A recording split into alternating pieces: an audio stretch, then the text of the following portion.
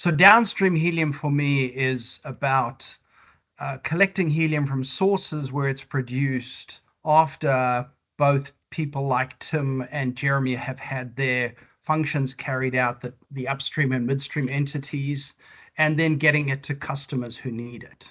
It's heavily about logistics and distribution assets.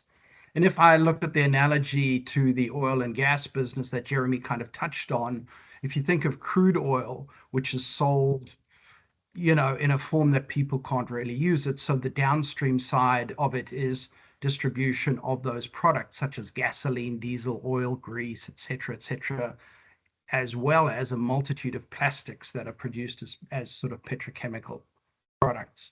So for me, downstream helium occurs in three different phases. The first phase is distribution by typically ISO container in a bulk form.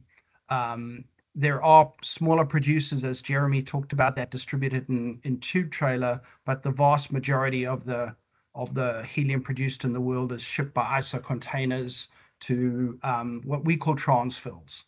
And this is typically filled into these 40-foot container units. You might have seen them on the roads. And there's a relatively small number of production facilities around the world that produce liquid. So that is kind of what I call the phase one. Phase two is delivering the helium to a network of what we call transfills, where it's typically repackaged into cylinders for delivery to customers. The various gas companies have a network of transfills around the world for this purpose. They own fleets of trailers, cylinders, dewars, etc., for delivering the helium to those end users. That's the sort of second phase. And the third phase is the downstream delivery of the repackaged helium to those customers in the form that they can use it, cylinders, tube trailers, and dewars. So that for me are the key phases of the downstream. If I look at it geographically, global production in 2021, according to Intelligas, and they produced an article that was published in Gasworld, was around 6 billion cubic feet, just slightly less than that. North America produced about 59%, Qatar about 40%, and then the other smaller producers, Africa, Poland, Russia, Australia, etc.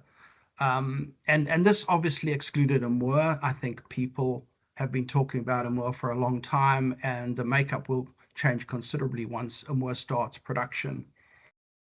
So effectively, because of the location of these sources, a lot of helium is shipped around the world to various markets. And you will notice that there's a lot of areas where those sources are not located. For example, the Far East and Asia and so on. So a lot of helium is imported into those locations.